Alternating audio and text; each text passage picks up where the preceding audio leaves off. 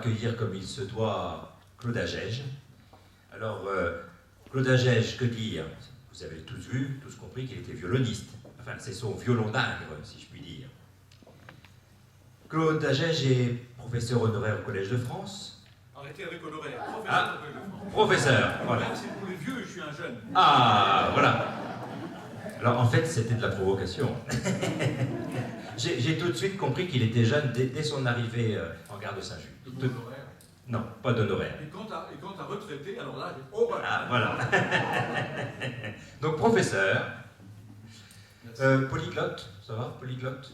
Amoureux des langues. Amoureux des langues, voilà, c'est plus poétique, oui. Je vais passer la parole tout de suite à M. Cognars pour nous dire quelques mots, et encore un grand merci à toutes celles et à tous ceux qui ont permis à cet après-midi voilà, qui nous a rassemblés cet après-midi. Voilà. Un petit mot. Bon, alors tout d'abord, permettez-moi de vous avouer ma vive émotion aujourd'hui d'être là parmi vous, dans ma ville natale, que j'ai quittée à l'âge de 20 ans.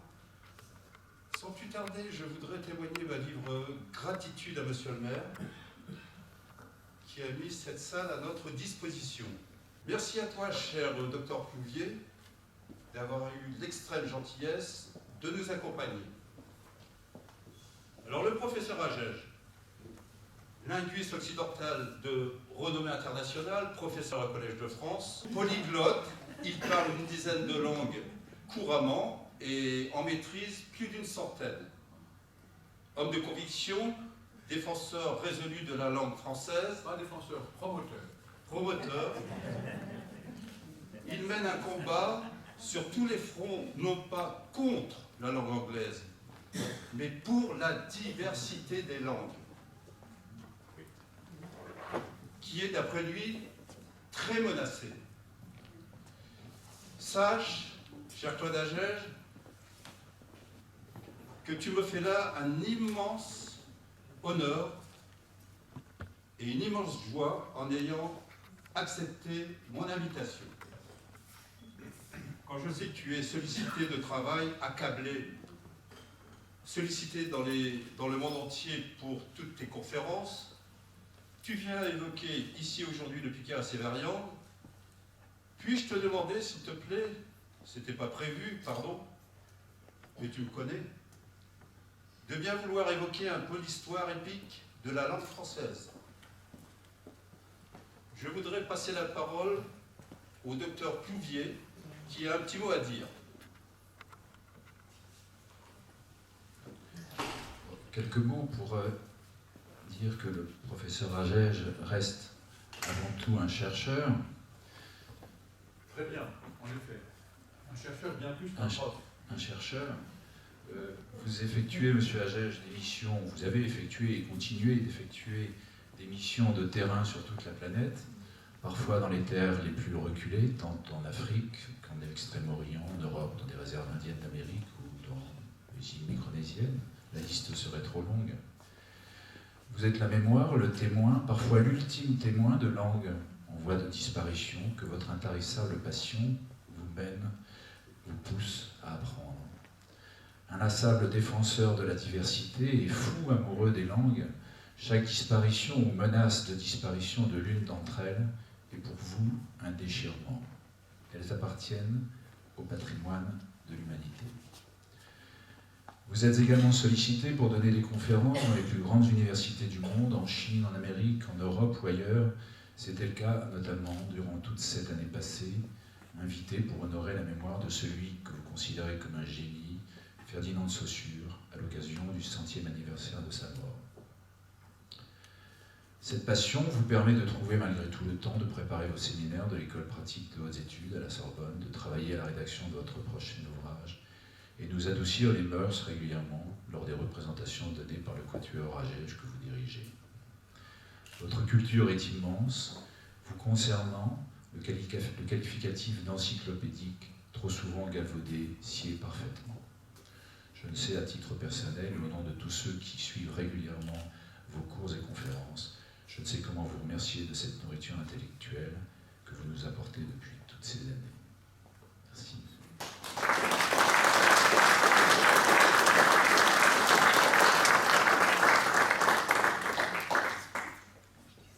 Je crois effectivement que nous avons beaucoup de chance aujourd'hui.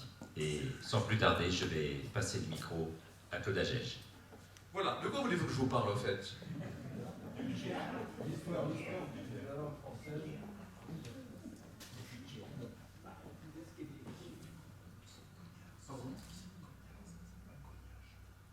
D'accord.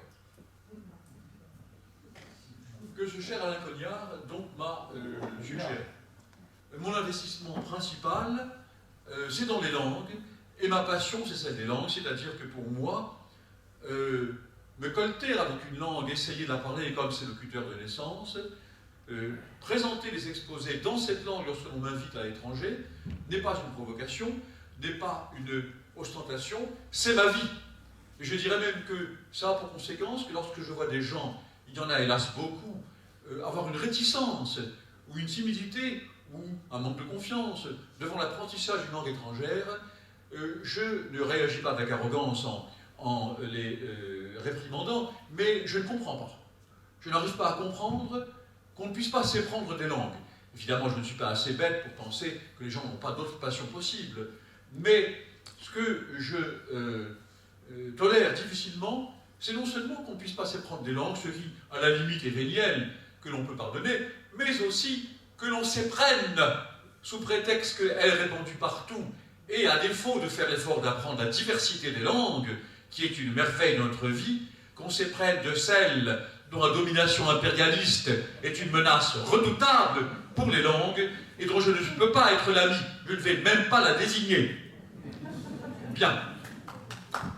En d'autres termes, lorsque quelqu'un, un étranger, que je rencontre dans les rues de ma ville, me demande « Do you speak English ?» Je dis « Why should I speak English? I have no reason for that. » Pourquoi devrais-je parler anglais? J'ai aucune raison pour ça. What do I speak?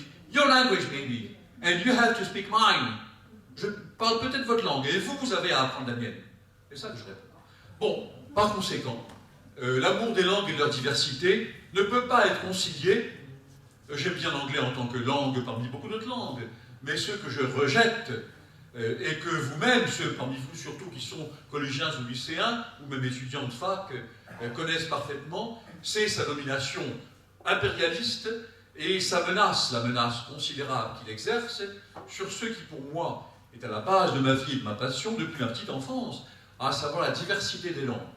Imaginez un monde dans lequel on n'aurait plus que l'anglais, et qui aurait pu éliminer ce qui ne se passera jamais, je crois. La diversité est dans la nature, dans la réalité. Si l'on prend les langues comme des espèces vivantes, avec une métaphore vitaliste, les comparant à celle de la zoologie ou de la botanique, eh bien, elles n'ont aucune raison de s'éteindre, mais plutôt elles en ont une, comme les espèces vivantes que je viens de citer, de se renouveler constamment. Par conséquent, l'extinction des langues, même celles qui sont vraiment menacées, sous prétexte d'une pression très forte exercée par l'anglais, n'est pas pour demain.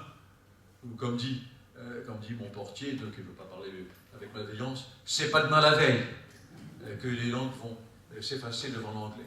Néanmoins, il y a ici une lutte à conduire, une lutte de tous les jours, parce que les gens s'éprennent de l'anglais, ne jurent plus que par lui. Nos villes sont envahies d'une publicité en anglais, et les gens, la plupart du temps, en sont, si on les pose dans leur retranchement en les interrogeant, en sont quasiment à ignorer qu'il existe quelques autres langues dans le monde. Comme l'anglais est partout, son impérialisme et cette fièvre obsessionnelle des gens qui ne connaissent que cela finirait par rayer le minimum de curiosité de la diversité des langues, qui pour moi est le sel même de la vie. Un monde dans lequel il n'y aurait plus qu'une seule langue. D'ailleurs, ce que je dis de l'anglais peut être dit d'autres langues à vocation mondiale, dont le français, l'espagnol, l'arabe, le russe, le portugais, les langues les plus répandues du monde, loin derrière l'anglais, mais qui ont également une diffusion mondiale. Ça s'applique aussi à toutes ces langues. Si l'on avait une seule et même langue, eh bien le monde deviendrait profondément ennuyeux. On mourrait d'ennui. C'est contre cela que je lutte, c'est quand je lutte contre la fin de l'ennui. Plutôt contre l'ennui et la fin du bonheur, de la diversité. Voilà. Vous souhaitez que je vous parle de quoi déjà? L'histoire du français. Vous ne voulez pas que je vous parle du Picard? Bien, alors, je pourrais peut-être vous parler des deux en même temps, parce que le picard joue un rôle dans l'histoire du français. Bien, le français, et comme vous le savez, il faudra m'arrêter, parce que si je commence maintenant, je ne m'arrêterai plus. Vous savez sans doute que le français, puisqu'on me demande d'en retracer à grands traits l'histoire, est une langue romane. Vous avez entendu parler de ça.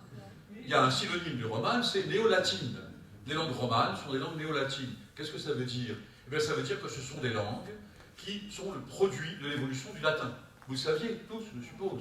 Bon, le français n'est pas seul dans ce cas. Il y a 5 langues dans le même cas, 5 grandes langues nationales, je veux dire, qui sont celles d'État, au sens hegélien du terme, et pas seulement des langues régionales. Ce sont l'italien, le portugais, le roumain, l'espagnol et le français.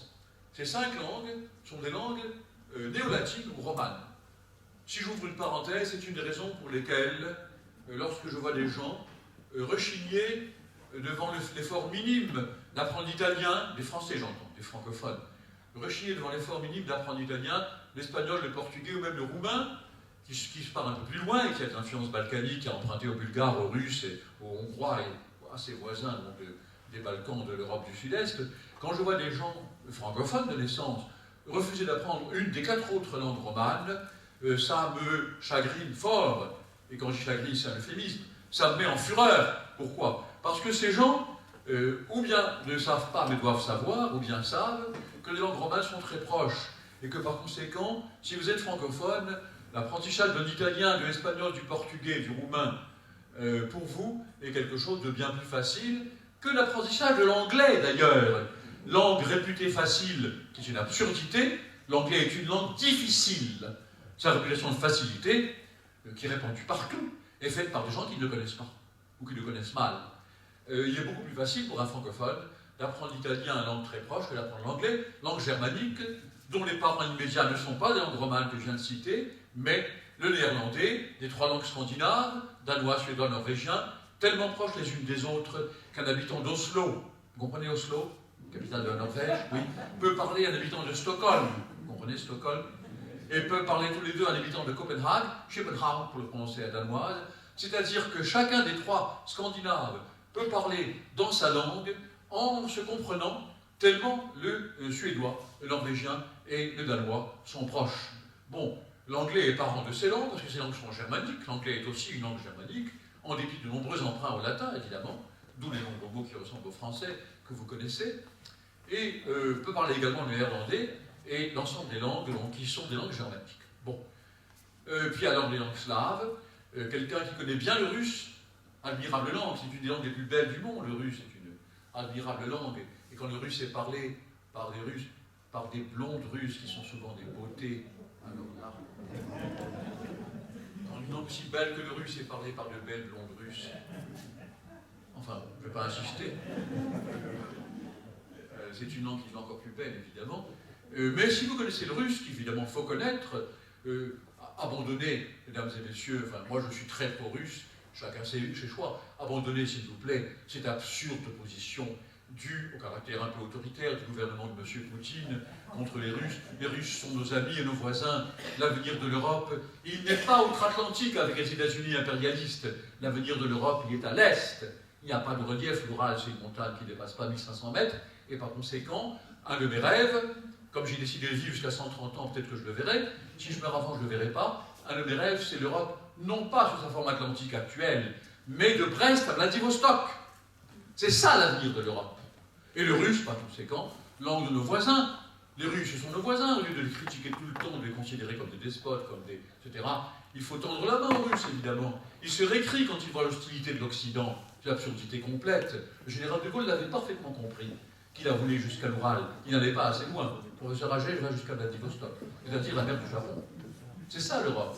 Et je vous le répète, je le verrai ou je ne le verrai pas, l'Europe de demain, si petit qu'en soient les signes d'aujourd'hui, personne ne le croirait. On croit tous dans la vocation outre-Atlantique parce que les États-Unis sont omniprésents. C'est un marché pour leur industrie, bien sûr. La vraie vocation de l'Europe, elle est à l'Est et non pas à l'Ouest. Enfin, pour le dire, il faut un peu de clairvoyance et un peu dépasser d'abord les matraquages de la presse, complètement gagnés aux États-Unis, enfin, j'arrête de polémiquer, mais enfin, voilà comment je vois les choses.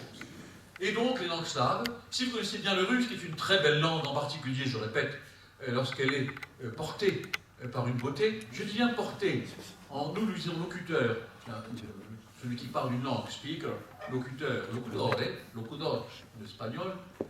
En russe, on dit nasitel. Nasitel, celui qui parle une langue, et nasit veut dire porter.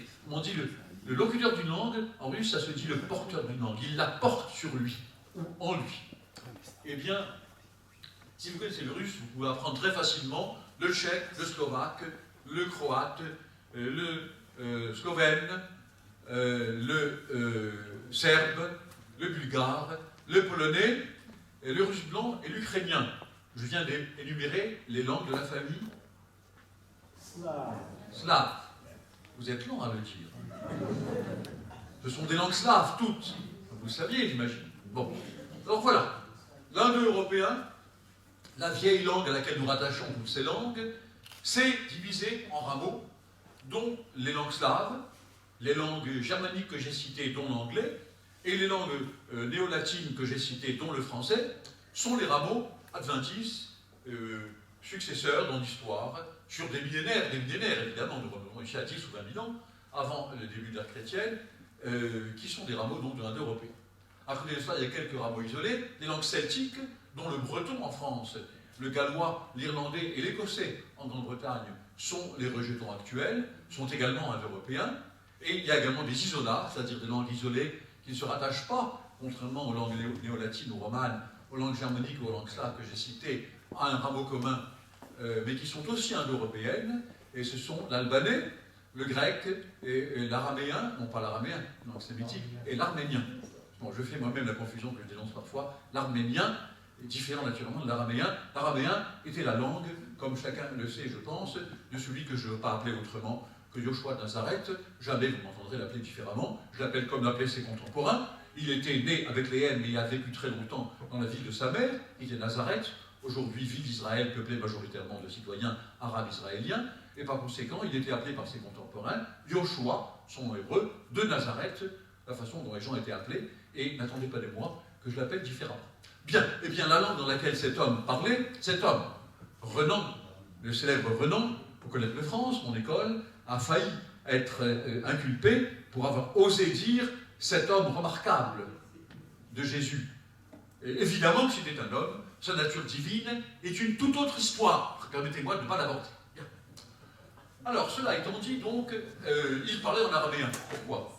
Parce que les Juifs, après l'exil de Babylone, moins 590 par le roi Nabuchodonosor, roi d'Assyrie, qui avait vaincu la Judée, ont été exilés. Les élites juives, le roi, ses notables, l'aristocratie juive, etc., ils sont allés à Babylone, ils sont restés 50 ans, et 50 ans plus tard, quand Cyrus, le roi des Perses, et les Perses en général, défont, écrasent le royaume assyrien, eh bien, ils reviennent à Jérusalem, et par conséquent, en revenant, ils ont oublié l'hébreu. Ils ont adopté la langue qui était la langue de Babylone, que tout le monde parlait dans l'Empire assyrien avant sa défaite par les Perses, et c'était l'araméen. De sorte que la langue dans laquelle Yoshua de Nazareth parlait était la langue de tous les Juifs de son temps, c'était l'araméen. La langue dans laquelle il a répondu aux rabbins, aux représentants d'autorité romaine qui l'interrogeaient sur son activité considérée comme séditieuse à l'époque, eh bien c'était l'araméen. Naturellement, comme tous les Juifs religieux, ce qu'il était, ils connaissaient très bien l'hébreu comme langue de prière et de culte. Mais les Juifs ne parlaient plus l'hébreu. D'accord? Vous étiez au courant de ça, j'imagine. L'hébreu était, en l'an 0 de notre ère, déjà une langue morte. Ce qui, ce n'est pas mon sujet, mais je me permets de faire une parenthèse que je vais ouvrir, fait que nous avons un cas unique.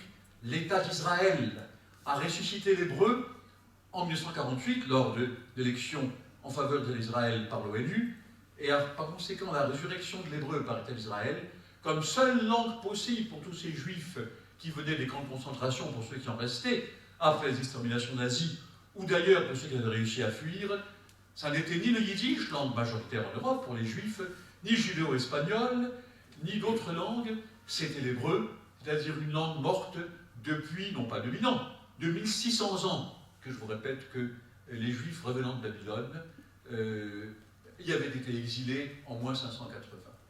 Autrement dit, c'est un cas unique à ma connaissance, l'hébreu moderne, l'hébreu d'Israël, est une langue qui était restée morte depuis près de 3 millénaires et qui est pourtant devenue celle d'un État moderne. On ne peut pas, que l'on soit juif ou non, je suis un enfant d'Israël moi-même, mais je pourrais ne pas être juif, on ne peut pas ne pas être fasciné par cet extraordinaire destin de l'hébreu, qui est le destin des juifs eux-mêmes, naturellement. Je ferme cette parenthèse pour revenir à ce sujet dont je suis en train de vous entretenir. À partir du latin, donc, il va y avoir une série de transformations, et je passe à pieds joints très vite, parce que sinon je serai encore là demain matin. Moi, ça ne me dérangerait pas d'être encore là demain matin. Parler linguistique, je peux parler très longtemps, plusieurs jours de suite. Et bien, et de langue. Que se passe-t-il? Évidemment, à la fin de l'Empire romain, les légions sont de plus en plus comprises de Francs, de Germains, d'Alains, d'Avars, de différentes populations germaniques, parce qu'il n'y a plus assez de recrutement romain. Rome est en pleine décadence dans le 3e, 4e siècle après le début de l'ère chrétienne, et par conséquent, de plus en plus de gens parlent le latin, mais avec l'accent allemand, avec l'accent germanique. Et c'est la source même du français. Certains disent que le français, c'est du latin parlé par des gens qui ont pour langue maternelle une langue germanique. Et effectivement, quand vous entendez le français et que vous l'opposez aux autres langues romanes, italien, espagnol, portugais, roumain, vous voyez bien qu'elles ont un air de famille que le français n'a pas. Quand ce serait que pour une raison, le français est une langue à accent final. En français, on ne peut pas dire « mon joli chapeau ». Mon joli chapeau fait rire un francophone. Pour moi, ça ne me fait pas rire. C'est ce qu'on pourrait dire si le français était une langue qui est l'accent sur les syllabes antérieures. Mais l'accent français est toujours final, de sorte que la prononciation « mon joli chapeau » paraît complètement absurde en français, alors que c'est celle de la majorité des langues de l'Europe, d'accord, qui ont l'accent sur les syllabes antérieures à la syllabe finale. Est-ce que vous comprenez ce que je vous dis? Est-ce que je dois faire l'exposé en ch'timi? Bien.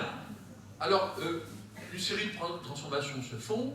Longtemps, le latin reste encore la langue de la prédication. Grégoire de Tours, nous sommes au VIe siècle déjà, et ça va bientôt être la dynastie mérovingienne, au moment où on a Isidore de Séville, dans ce qui n'est pas encore l'Espagne, mais qui est l'Ibérie.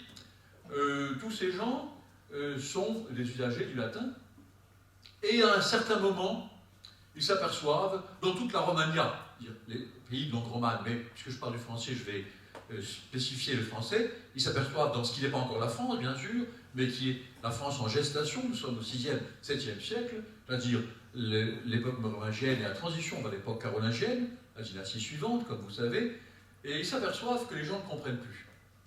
Et un synode, un congrès, un concile, décide que désormais, on va arrêter de parler en latin. Pourquoi? Mais parce que les prédicateurs, évidemment, leur travail, c'était l'évangélisation. Ils évangélisaient les masses. Et ils évangélisaient en latin. Et nous appelons ça, nous, dans notre jargon linguiste, la communication verticale. Pourquoi verticale? Parce que du haut de la chair, on balance sur les masses à évangéliser un discours en latin. On s'aperçoit que les masses en question, qui sont encore païennes, que l'on veut évangéliser, que l'on veut christianiser, ne se christianisent pas du tout, n'écoutent pas l'évangile, et on s'aperçoit au bout de quelque temps que ce n'est pas par esprit de rébellion contre l'enseignement de l'évangile, que ce n'est pas par hostilité à la prédication, mais parce qu'elles ne comprennent rien.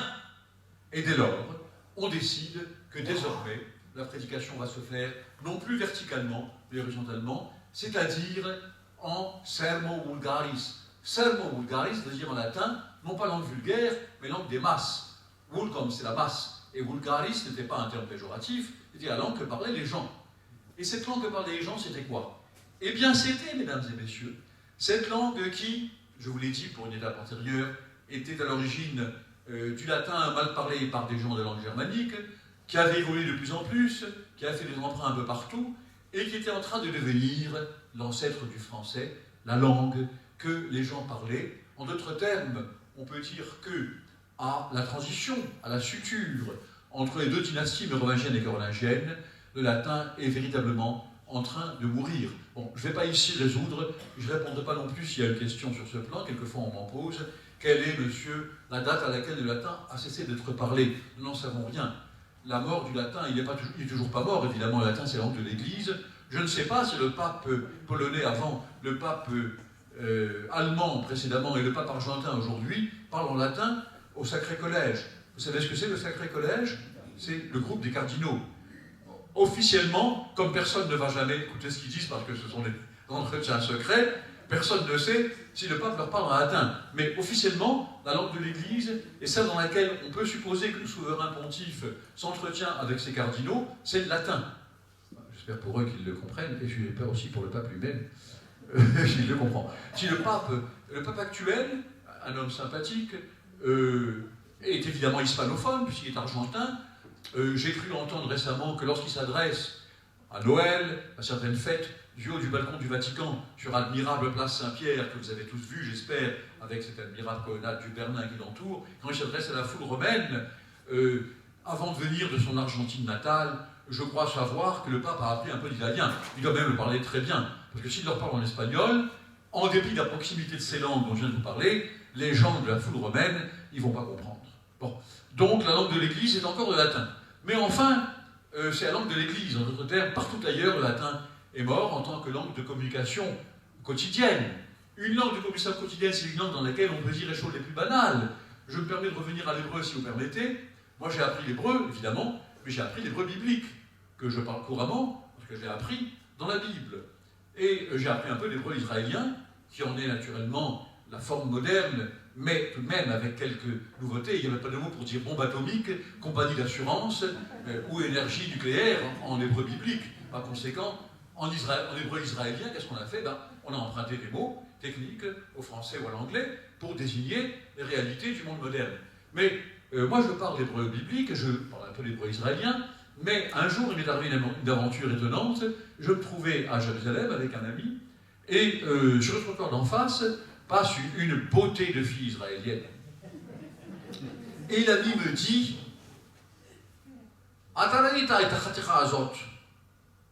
que j'ai traduit tout de suite, il venait de me dire est-ce que tu as vu cette côtelette? Alors, stupéfait, je lui dis j'ai compris pourquoi il me disait ça. Il a employé le mot qui arrive au début de la Genèse, dans lequel Dieu tire Ève d'une côte d'Adam. Et ce mot khatira, c'est le mot hébreu très ancien, qui veut dire une côte, ou une petite côte, une côtelette, celle dont la Bible nous dit que l'Éternel a tiré Ève d'une côte d'Adam, et mon hôte israélien l'employait en hébreu moderne pour désigner une jolie fille. Et comme je suis linguiste, je me suis dit, au début ça m'a choqué, je me suis dit, après tout, pourquoi pas? En d'autres termes, 3000 ans après, on se sert encore d'un mot biblique, c'est-à-dire d'un mot sacré, appartenant à l'hébreu qui depuis très longtemps n'est plus parlé sous sa forme biblique, bien sûr, il est parlé sous sa forme israélienne, bien entendu, et bien ensuite la langue de Yoshua Nazareth n'était même plus l'hébreu, c'était déjà l'araméen. Eh bien, après tout, me suis-je dit, pourquoi ne pas désacraliser ou déritualiser un mot d'hébreu ancien? En somme, c'est un mot totalement religieux, mais en employant ce mot côtelette pour l'appliquer à une jolie fille, il le vulgarisait ou il le rendait un mot profane. Après tout, pourquoi pas? Bon, je ferme cette parenthèse pour dire que c'est ce que faisaient les gens avec le latin à mesure que l'ancêtre du français s'imposait de plus en plus. Alors c'est ici que, comme je vous l'ai promis, je vais vous dire quelques mots du picard. C'est que, à ce moment-là, il y avait en concurrence entre elles, nous sommes au 8e, 9e, 10e siècle de notre ère, un certain nombre de langues qui étaient toutes différentes selon les régions de la France, enfin de ce qui n'était pas encore la France, de ce qui va devenir la France, la monarchie française, différentes les unes des autres. Mais toutes à base latine, bien entendu, puisque c'était la source historique. Eh bien, le picard était en très bonne position, et il y avait une littérature écrite, il y avait ce que nous appelons, nous, une scripta picarde. Il y avait, pensez à Adam de la Halle, pensez à Baudin, pensez à un certain nombre de très grands écrivains, ou pensez beaucoup plus tard, ici nous sommes au 8e, 9e siècle, beaucoup plus tard, c'est-à-dire sous Louis XI, pensez à un Valenciennois très célèbre que vous connaissez, et qui est Froissart, il écrivait en scripta picarde. En d'autres termes, à ce moment-là, de gestation de ce qui allait devenir le français, étaient en concurrence un certain nombre de langues, certes proches les unes des autres, mais différentes tout de même, qui toutes avaient comme point commun d'être les héritières du latin. Le picard aurait pu l'emporter. Il ne l'a pas emporté pour des raisons politiques et géographiques. C'est que la monarchie s'est installée en Île-de-France. Si elle s'était installée au nord, dans ce qu'est la Picardie aujourd'hui, le picard serait notre langue. Mais il n'a pas été, et nous avons des témoignages du fait que peu à peu, cette scripta picarde, langue très noble, langue, alors qu'aujourd'hui le picard apparaît comme un patois uniquement parlé, sans littérature. Je l'ai cité tout à l'heure Schlancheron, le Myosotis, un journal d'Abbeville, Atteville, on l'appelle Atteville, comme vous savez, dans le picard du Vimeux, c'est le Vimeux. C'est pas ici, c'est pas la Picardie au centre, c'est près de la Normandie. Et donc, dans Schlancheron, eh bien, on voit très bien la différence entre toutes ces langues, et c'est très différent, enfin c'est différent, ça n'empêche pas la communication, du rouchy, la langue que parle ce cher Claude Plouvier, c'est-à-dire la langue de Valenciennes et de sa région, n'empêchant pas naturellement la communication avec le ch'timi. Mais il y avait quand même des variantes régionales, et nous avons un témoignage historique intéressant, qu'au nom de Béthune, une ville de Picardie, c'était un trouvère, on l'appelait trouvère, ce qu'on appelle troubadour dans le sud de la France, c'était le même mot d'origine latine qu'en italien, vous le voyez dans un très très célèbre opéra de Verdi. Vous connaissez cet opéra de Verdi? Comment il s'appelle? Nous on l'appelle le trouveur, les Italiens l'appellent il trovatore. C'est quoi le trouveur, il trovatore? C'est pas quelqu'un qui trouve des choses, c'est celui qui joue sur sa guitare, sur son instrument à cordes pincées ancien, pour charmer l'aristocratie dans les vieilles demeures. Bon, eh bien, Conon de Béthune va chanter trouvère célèbre du nord de la France, de Picardie, devant les princesses qui sont les filles d'Aliénor d'Aquitaine, c'est-à-dire Alix de Blois et Marie de Provence, et il va leur chanter dans sa prononciation, et elle se moque de lui.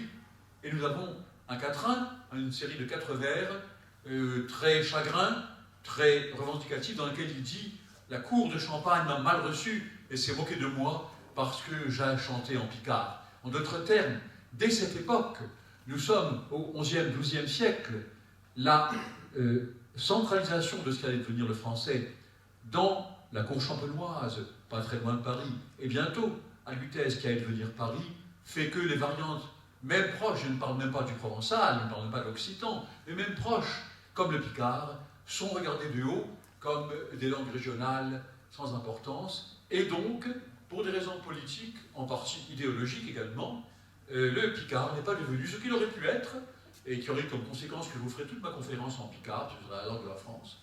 Mais ce n'est pas le cas, elle n'est pas devenue la langue de la France. Donc il y a toute série d'évolutions qui se font. Je saute à pieds joints à travers les siècles parce que M. cher Alain Cognard m'a demandé de faire l'histoire du français et que je vous la fais en combien de temps en fait? Il me reste combien de temps? Il me reste combien de temps? Il faut m'arrêter parce que sinon c'est pas moi qui vais m'arrêter, je ne m'arrêterai jamais. Bien, donc je continue surtout sur un tel sujet. Et je continue donc en allant très à pieds joints à travers de grandes étendues de temps.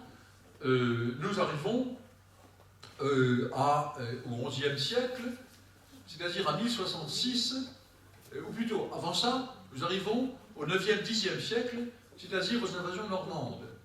Les Normands c'est du norvégien, Nordmann, on dit encore comme ça aujourd'hui à Oslo, ce sont des hommes du Nord évidemment. Les Normands, ce sont des hommes du Nord, leur nom même l'indique.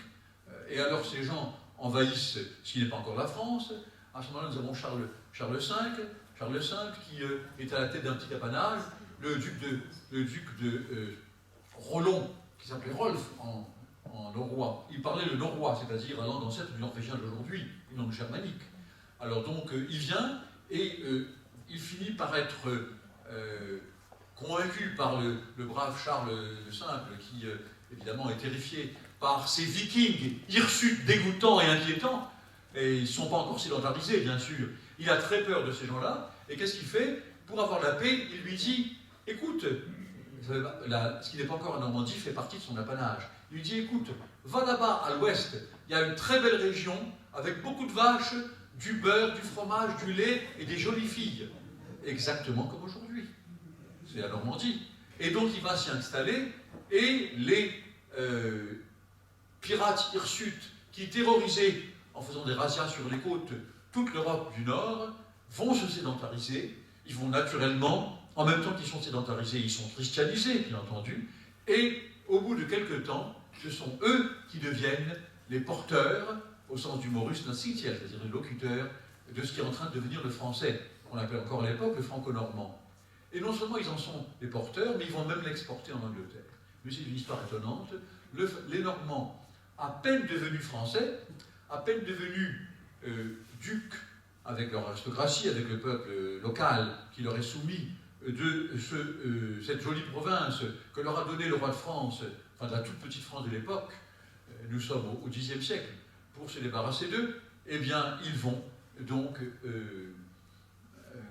s'en aller pour évangéliser, ou plutôt pour conquérir l'Angleterre. Seulement avant ça, il y a un autre épisode que j'ai oublié de vous dire, pardonnez-moi de revenir un peu en arrière, que nous considérons comme l'acte de naissance du français, c'est en 842 les sermons de Strasbourg.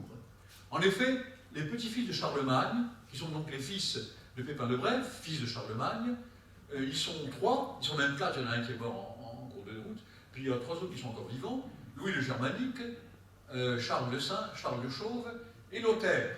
Lothaire est le plus belliqueux, il veut absolument accaparer tous les territoires.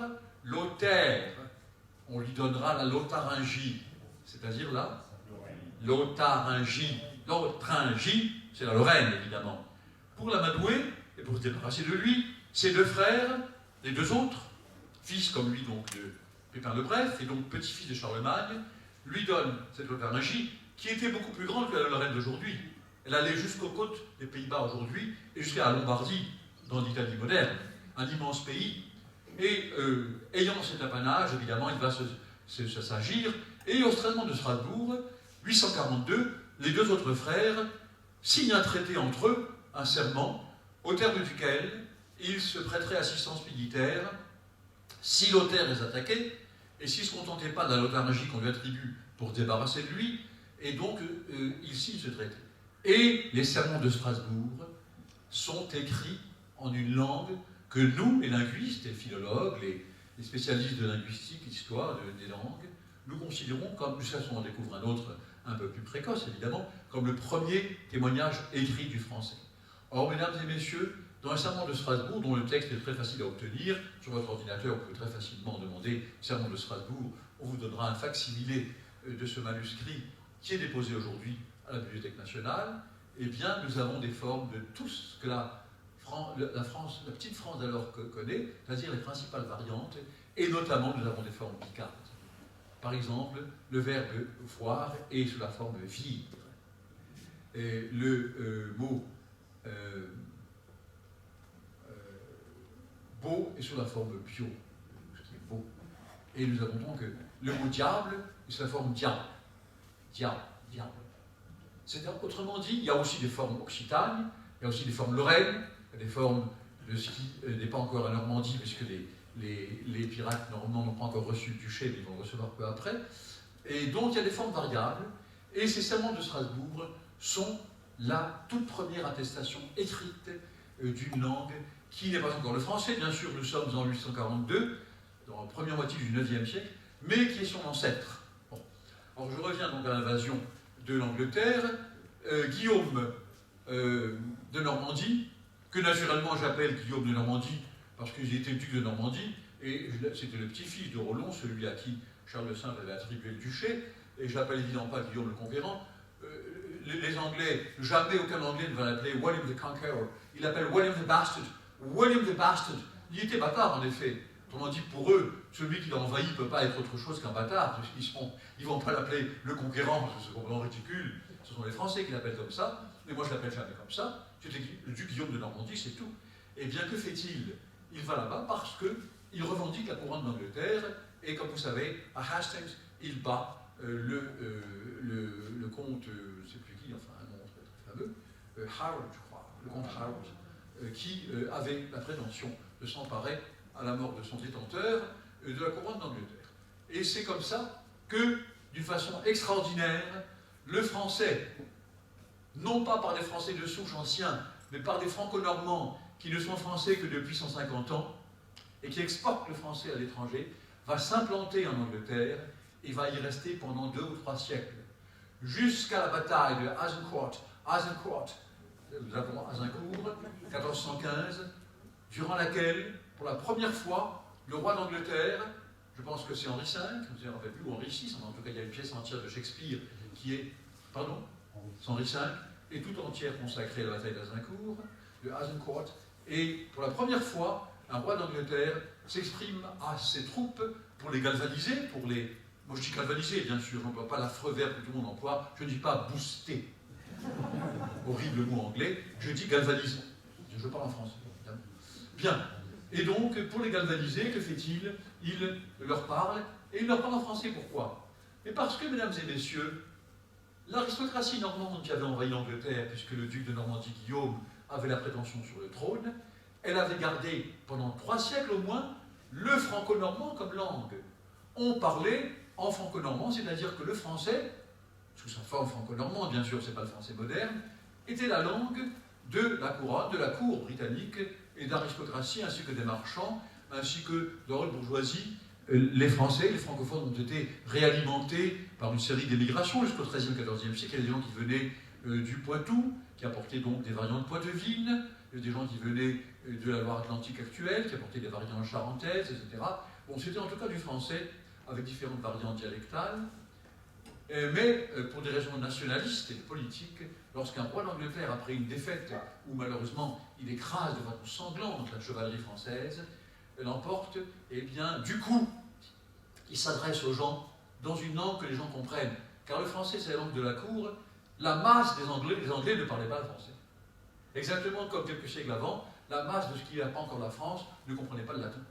On leur parle donc en ce qui va devenir le français. Et de même, le roi d'Angleterre, après Azincourt, au début du XVe siècle, donc, renonce au français, sa langue maternelle en fait, hein. Enfin, le français dans sa variante franco-normande, évolué depuis 200 ans, pour parler à ses troupes leur langue, c'est-à-dire l'anglais, ou l'ancêtre de l'anglais, qui est la langue en gros du Chaucer, etc.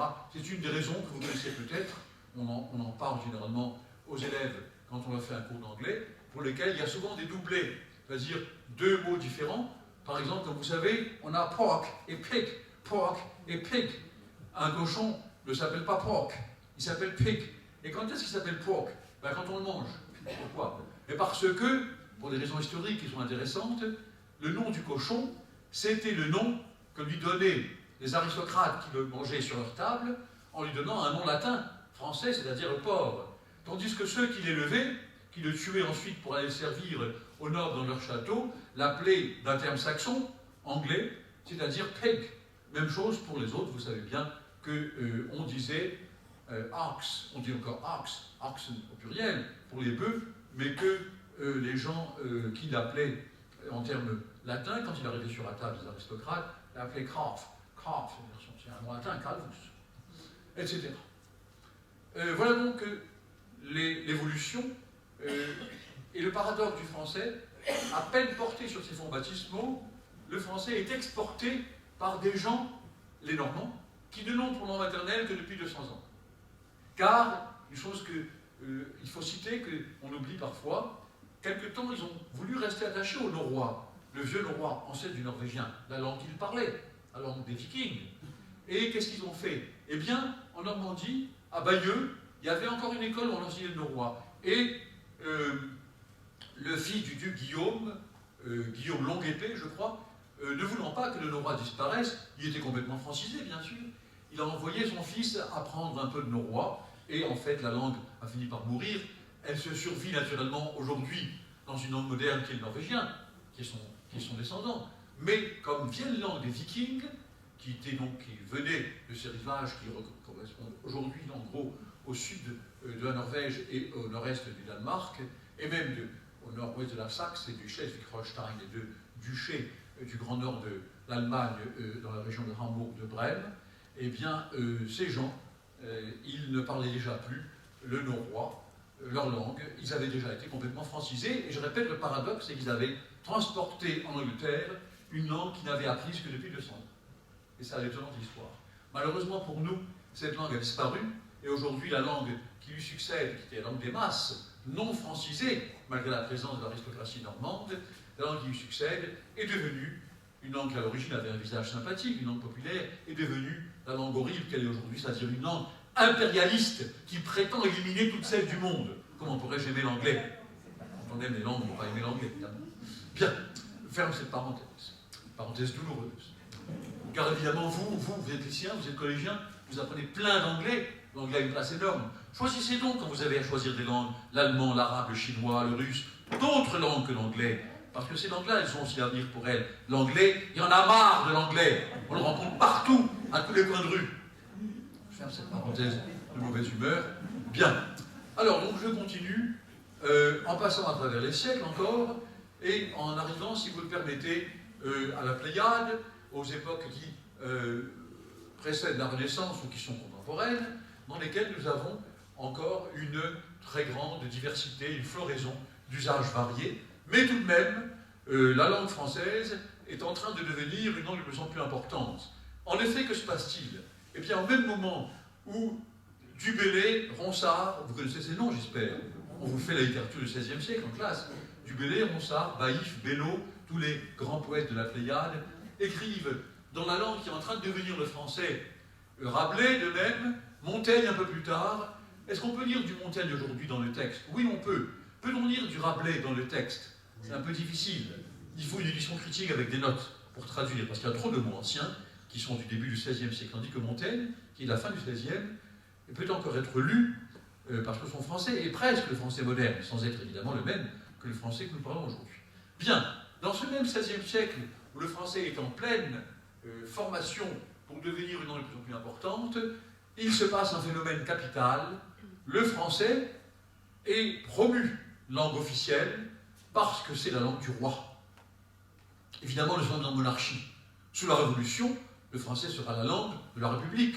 La Révolution s'est débarrassée de l'Ancien Régime, a même débarrassé son roi d'une partie importante de son individu, et dès lors, la Révolution a donné aux Français, tout comme la monarchie, encore plus même sur ce plan, la République, qui plonge son origine dans la République, dans la Révolution française, évidemment, bien qu'elle ait aboli la monarchie, pensez à la nuit du 4 août, à la nuit du 10 août, à toutes les abolitions des privilèges et de la monarchie, la République, sur ce plan, ressemble beaucoup à la monarchie. Elle promeut de façon très forte le français national comme langue de l'État.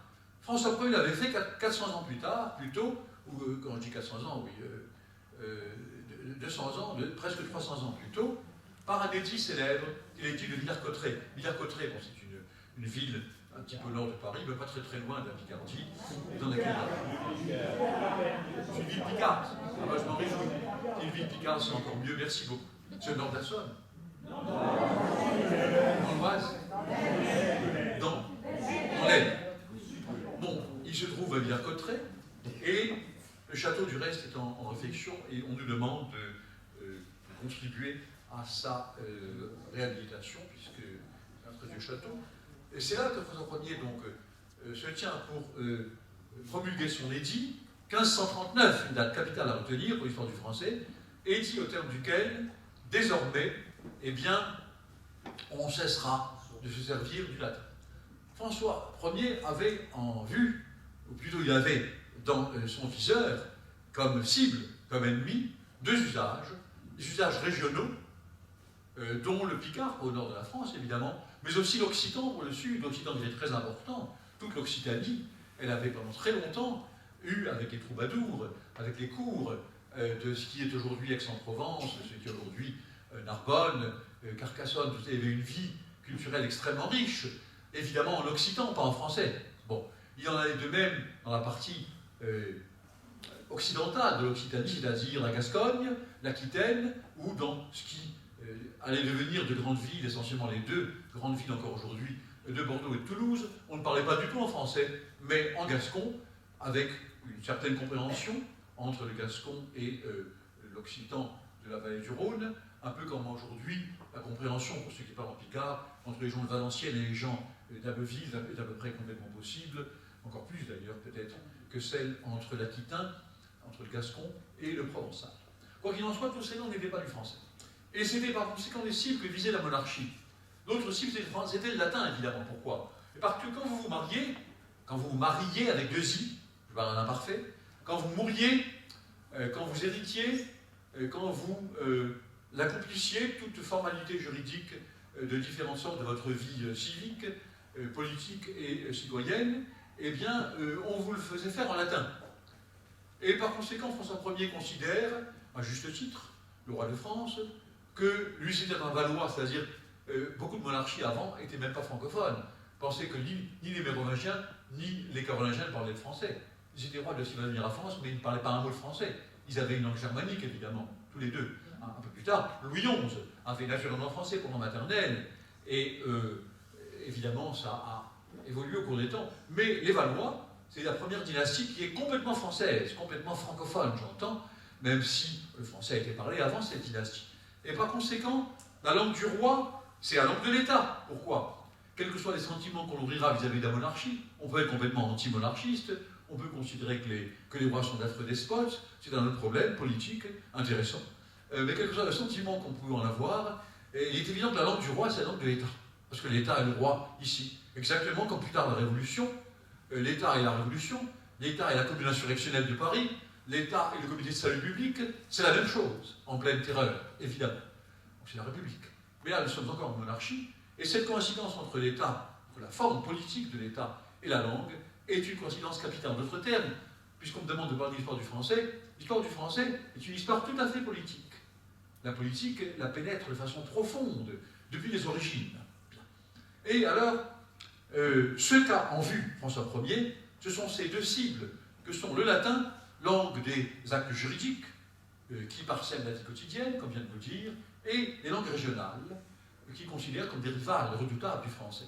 Et c'est pourquoi la phrase principale que je vous cite de mémoire, qui est connue, de fameux édit de Villers-Cotterêts, 1539, encore une fois, c'est que désormais, tous ces actes se feront en langage maternel françois et non autrement. Il écrit, comme on pensait à l'époque, en langage maternel françois et non autrement. Façon très autoritaire de faire quoi? De bannir tout usage, en particulier latin et régional, qui ne soit pas du français. C'est-à-dire de Villers-Cotterêts, première moitié, fin de la première moitié du XVIe siècle, la Renaissance, est une date capitale. Je passe encore une fois à pieds joints à travers les siècles, c'est-à-dire que j'en arrive à l'époque classique. Il est évident que la manière dont Malherbe, Boileau et plus tard Vaugelas, Ménage, les grands grammairiens, ont vu le français est une manière évidemment très puriste par rapport à ce qu'il était. Car si François Ier avait donné aux Français, par cet édit de Villers-Cotterêts en 1539, ses lettres de noblesse, en bannissant tout autre usage que celui du langage maternel françois, c'est-à-dire du français moderne, la forme du français de l'époque, 1539, n'est pas fondamentalement différente de celle d'aujourd'hui.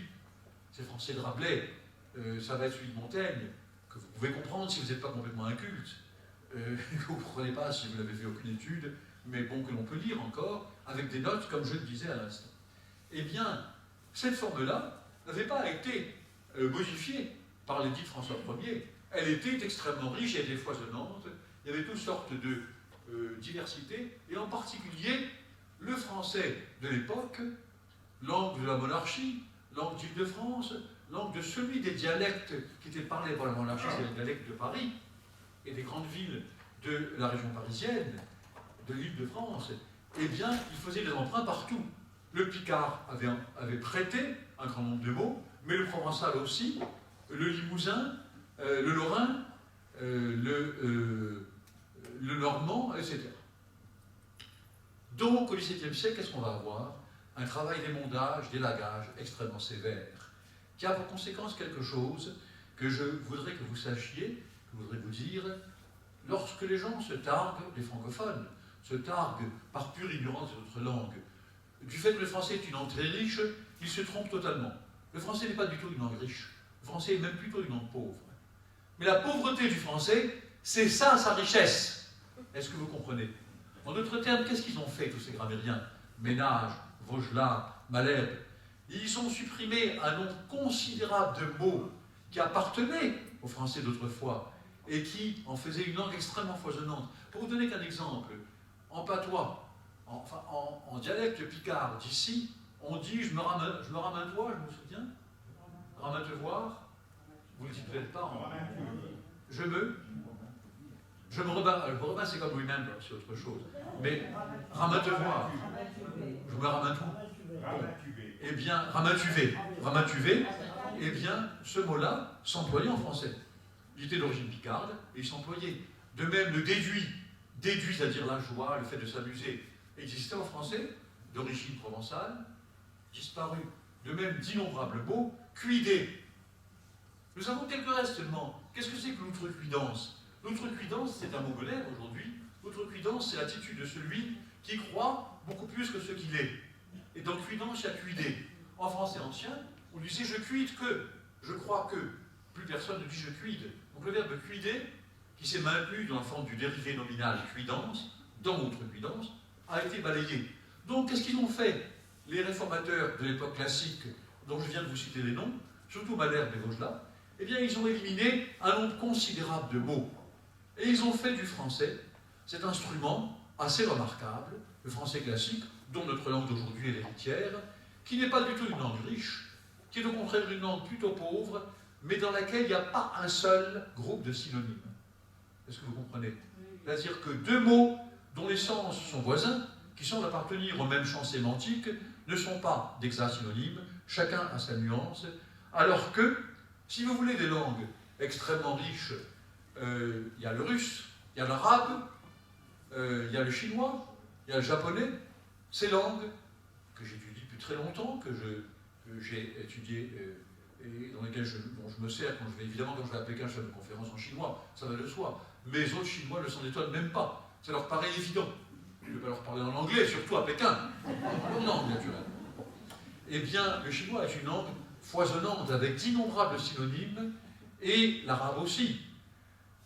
La richesse de l'arabe est exploitée par la poésie arabe, la poésie anté-islamique, la poésie de l'époque que les Arabes appellent al-Jahiliya. Al-Jahiliya, ils appellent comme ça veut dire l'ignorance, évidemment. L'arrivée du prophète et la prédication prophétique et celle du savoir, de la connaissance, considérée comme telle, en tout cas par ceux qui la prônent et qui veulent la répandre dans le monde entier, par les voies de la violence, enfin pour faire cette parenthèse polémique, et la langue qui la parle, qui le porte, est une langue foisonnante, une très belle langue que la poésie arabe pré-islamique et aussi post-islamique utilise pour faire des effets poétiques.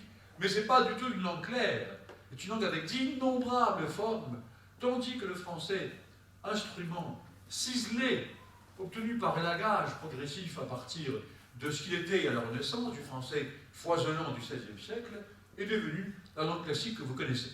Et puis, sous Louis XIII, Richelieu, sur la suggestion de Champlain et de Conrart, les hommes de lettres qui le fréquentaient, transforme un cénacle qu'ils utilisaient, où ils réunissaient des gens de lettres, en une réunion de gens savants par un décret de 1635, et c'est la fondation de quoi? De l'Académie française. Qu'est-ce qu'elle a fait? Son travail principal, aujourd'hui, son travail consiste, en d'autres termes, à recruter des maréchaux et des archevêques, au lieu de recruter des linguistes. Enfin, pour faire cette parenthèse. À l'époque, son travail était, elle avait cette mission, c'était ce qu'on lui demandait, elle avait pour mission de veiller à maintenir notre langue dans l'état le plus pur pour en faire un instrument rigoureux. Et par conséquent, l'Académie française a mandat, a un ministère de la part du cardinal de Richelieu, de veiller à la conservation d'une forme le plus pure possible du français. Pas du tout d'une forme foisonnante. On élimine d'innombrables mots régionaux, d'innombrables emprunts italiens. Vous savez qu'à cette époque, il y a une très grande influence italianisante. La Renaissance, elle a commencé par une très forte influence de l'Italie. Le roi Louis XII se rend, comme vous le savez, à Pavie, dans laquelle, hélas, on a un souvenir cuisant d'une défaite de la monarchie française qu'avant, et il regarde, il voit un certain nombre de magnifiques édifices, dont la chartreuse de Pavie. Si vous allez à Pavie, c'est à une demi-heure de Milan, par le train. En sortant de la ville de Pavia, c'est son nom italien, vous verrez cette admirable chartreuse. Le roi de France reste médusé devant cette beauté, et certains historiens disent que la Renaissance française, elle commence à cet émerveillement de la monarchie, à travers ce monarque-là, devant les chefs-d'œuvre d'art de la Renaissance italienne, qui naturellement est bien antérieure. La Renaissance italienne, elle commence quand? Elle commence, les Italiens appellent il Quattrocento, Nous, on l'appelle comment? Comme on compte un siècle de plus, on l'appelle le 15e. Mais eux, ils l'appellent 400, parce que ce sont les années 1400. N'est-ce pas? 400. Et donc, devant les extraordinaires beautés de la Renaissance italienne, du 400 italiano, eh bien, les Français vont à leur tour connaître une Renaissance tout à fait remarquable que vous connaissez quand vous fréquentez un petit peu les musées et autres édifices d'art, sacrés ou profanes d'ailleurs, peu importe. Bien, alors donc, nous avons affaire ici à un travail d'élagage. Et puis le temps passe, j'en viens, en sautant encore une fois à pieds joints, sur les siècles, à la Révolution. À l'époque révolutionnaire, que se passe-t-il? Eh bien, naturellement, comme tout à l'heure je le disais, même si la République sur laquelle reposent nos bases mêmes, c'est notre origine, c'est notre histoire, nous ne sommes plus en monarchie, malgré quelques rêves, quelques essais fumeux, enfin bon, parenthèse. La République, elle abolit l'ancien régime, mais elle en retient une importance capitale donnée aux Français. Une importance d'autant plus grande, mesdames et messieurs, il faut bien le retenir, que malheureusement pour elle, les langues régionales, moi qui suis un amoureux des langues, qui adore toutes les langues du monde, et notamment parmi d'autres, les langues régionales de France, mais aussi celles d'Allemagne, d'Italie, ou partout ailleurs, je le déplore profondément, j'en pleure de chagrin. Le phénomène que je déplore, c'est que malheureusement pour elle, les langues régionales, au moment de la terreur, c'est-à-dire au moment où Robespierre, Saint-Just et Marat imposent un régime de terreur, non par esprit sanguinaire, comme le croient les ennemis de la Révolution, mais parce que la France est entourée de monarchies qui font tout pour écraser la Révolution et pour mettre fin à la République. C'est ça, la terreur et la réponse française, avec quelques excès naturellement, au danger mortel de la situation de la République. Il faut bien voir ça. Au lieu de dire, les révolutionnaires, et que ce sont des salauds, ce sont des sanglants, ils envoient tout le monde à l'échafaud. Non, ils ont affaire à une situation. Le comité de salut public s'appelle comme ça pour des raisons. Et la commune insurrectionnelle de Paris aussi. Bon, j'allais faire cette parenthèse purement politique. La politique est très importante. Et je suis comme tous les universitaires, j'aime beaucoup la politique, je m'y intéresse beaucoup, même si je n'ai pas de carrière politique. Là, monsieur le maire, vous m'intéressez, tout ce que vous pouvez me dire de politique me passionne, évidemment. Bien, et alors, dans ces conditions, la langue prend une place capitale. Pourquoi? Mais parce que, comme je le disais, je me suis interrompu en parenthèse que je referme, les langues régionales, malheureusement pour elles, ces chères langues que j'aime d'amour autant que toutes les langues du monde, elles sont le support d'un discours complètement hostile à la Révolution. C'est comme ça. C'est comme ça. La Révolution, évidemment, on peut comprendre pourquoi. Elles sont le support d'un discours hostile à la Révolution, est d'abord un phénomène parisien. Évidemment. Et d'ailleurs, la situation de la France avec Paris, d'où tout est dirigé, n'a pas profondément changé. Enfin bon, fermons cette parenthèse, même quand on est comme moi-même pour une très forte décentralisation et pour un minimum d'autonomie culturelle et même politique à donner aux grandes agglomérations urbaines autres que Paris. Alors, que se passe-t-il? Le comité de salut public est sous la forme de la convention montagnarde. Vous savez ce que c'est? Vous faites l'histoire de la Révolution. Les montagnards, après avoir guillotiné et expédié l'hégémonie des Girondins, sont au pouvoir à Paris. Et la montagne, elle-même, comme toujours, c'est ça l'évolution. Elle va se scinder en des gens qui sont des révolutionnaires, mais un peu moins, qui vont siéger plus à droite, et d'autres qui sont les plus radicaux, qui sont encore un peu plus, et qui sont la convention montagnarde de droite, et qui siègent parmi les conventionnels, et qui n'a jamais été inquiété, qui a traversé toutes les époques, qui est mort sous la Restauration, en ravalant son chagrin, parce qu'il était évidemment profondément anti-monarchiste, ni Louis XVIII, ni le début de Charles X ne l'intéressait, ne lui plaisait, mais il était le plus radical, le plus révolutionnaire des révolutionnaires, et il n'a jamais été inquiété, naturellement, on le respectait. C'était un prêtre, et il a continué à porter soutane. C'était le fameux abbé Grégoire. L'abbé Grégoire était un très grand révolutionnaire. Naturellement, j'ignore les discours que lui tenaient ses confrères. Peut-être y avait-il, comme très souvent, un clergé hyper réac qui lui disait « Vous n'avez pas honte, monsieur l'abbé, de prendre des thèses révolutionnaires ». Mais non, il n'avait aucune honte. C'était un chrétien, et un bon chrétien, certainement. Il avait voté naturellement la conscience civile du clergé. Il était profondément révolutionnaire, parce que c'était ça son idéal, c'est tout. Donc, que fait la Convention? Elle envoie le plus conventionnel de ces conventionnels, l'abbé Grégoire, faire une tournée de la France avant de prendre des mesures. Et l'abbé Grégoire revient avec un rapport très célèbre, que je vous cite de mémoire, je ne me souviens plus des termes exacts, mais c'est un rapport qui est une annonce redoutable de condamnation à mort des malheureuses langues régionales.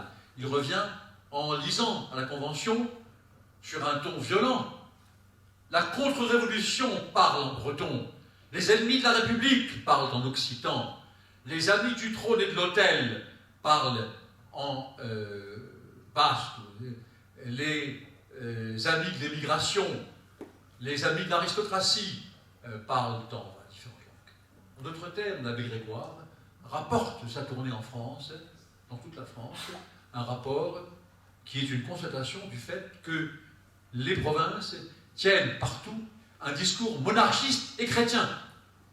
Or, la République, évidemment anti-monarchique, n'est pas anti-chrétienne, mais en tout cas a aboli bien entendu les privilèges, et notamment ceux du clergé, en particulier du haut clergé, qui n'a rien trouvé de mieux à faire que de suivre l'aristocratie sur la voie de la migration, et ils ont quitté cette France peu hospitalière aux nantis, bien entendu.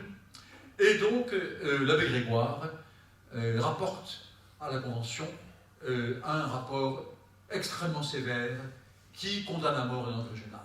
La Convention prend par conséquent des mesures extrêmement sévères. À vous dire vrai, il ne faut quand même pas tout mettre sur le dos de la Convention, des montagnards. La monarchie avait déjà pris pas mal de mesures hostiles. La première, je viens de vous la citer, c'est 1539, c'est celle de Villers-Cotterêts, c'est-à-dire celle de François Ier, nous sommes encore au début du XVIe siècle. Mais après, toute une série de mesures royales, Louis XIV, quand il va conquérir les Flandres, fait tout ce qu'il peut pour faire passer les Flandres aux Français et pour abolir le maximum d'usage des langues, notamment les langues de cette région de la France, c'est-à-dire les langues du nord de la France. Louis XIV n'est pas du tout un ami du ch'timi ni du rouchi, et d'ailleurs n'a aucune raison de l'être. Il est un ami de la langue de la monarchie, qui est le français, bien entendu. Dans ces conditions, nous sommes au début de 1794. Heureusement pour les langues régionales, Robespierre et le triumvirat qui est au pouvoir va tomber le 27 juillet, ce qu'on appelle en mois révolutionnaire Nef Thermidor, le 27 juillet 1794, et ce sera la fin. Mais la Convention thermidorienne, puis le Directoire, et même Bonaparte et même Napoléon, c'est-à-dire le Consulat puis l'Empire, vont avoir une politique tout à fait favorable à celle-là, qui vont continuer dans le même sens à promouvoir le français national, exactement comme l'avait fait la Révolution en pleine terreur. En d'autres termes, mesdames et messieurs, l'histoire du français, c'est celle d'une langue qui, étant la langue de l'État, d'abord de la monarchie, ensuite de la République, est une affaire profondément politique. Cela se continue encore pendant longtemps, je saute pour la énième fois à pieds joints à travers les siècles, et j'en arrive à un épisode très important pour la promotion du français dans le monde entier, qui est l'épisode colonial.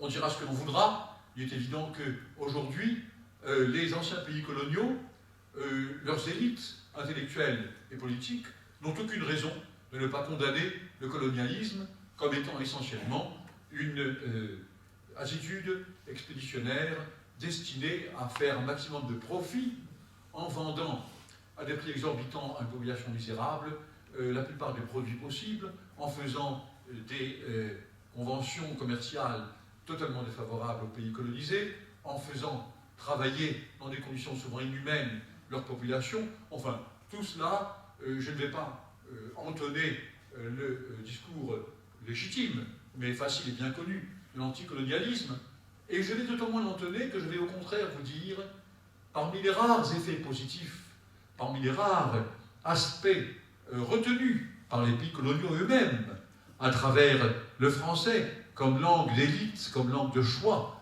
des élites, notamment de l'Afrique, eh bien, un des éléments les moins négatifs de la présence française coloniale, entièrement fondée sur le profit naturellement et non sur l'amour, c'est le français. C'est-à-dire, un peu comme l'anglais pour l'Afrique anglophone, des colonies que la Grande-Bretagne a elle aussi faites, tout comme la France, et à peu près à la même époque. Et par conséquent, un résultat favorable de l'aveu même de ceux qui l'ont voulu, c'est-à-dire les élites politiques des pays d'Afrique et aussi du Maghreb, et aussi de l'ancienne Indochine, le Vietnam, le Cambodge et le Laos d'aujourd'hui. Un côté positif de cette présence coloniale, entièrement fondée sur le profit naturellement et non sur autre chose, c'est qu'il y a aussi il y a eu des missionnaires aussi. Bon, c'est un autre aspect sur lequel je ne vais pas insister, mais qui est important. On a aussi évangélisé les gens, bien sûr. Sauf que, petit côté critique, je me permets de dire, en espérant ne pas trop choquer ceux d'entre vous qui auraient sur ce plan une foi bien chevillée, comme linguiste de terrain, comme passant mon temps dans d'innombrables terres, notamment en Afrique, mais aussi au pied de l'Himalaya, mais aussi en Amérique latine, mais aussi dans les Andes, mais aussi en Chine. Partout où je vais, je rencontre des missionnaires, ce sont mes amis, parce que très souvent, je suis le seul d'origine européenne qui rencontre, la plupart du temps, ils n'ont pas d'autres amis, d'autres partenaires de dialogue que les gens qu'ils évangélisent. Et généralement, on reste sans réponse. Quand je dis à mes amis missionnaires qui me reçoivent partout avec générosité, au fond, toi, ce que tu fais ici, ce pourquoi on t'envoie, c'est l'évangélisation, c'est de christianiser les populations, et par conséquent de considérer que leur culture, leur religion ne vaut rien, et que le christianisme, lui, doit être choisi. Si tu ne crois pas ça, c'est pas la peine que tu sois missionnaire. Et ils le reconnaissent. Si c'est pas ça, à quoi sert leur...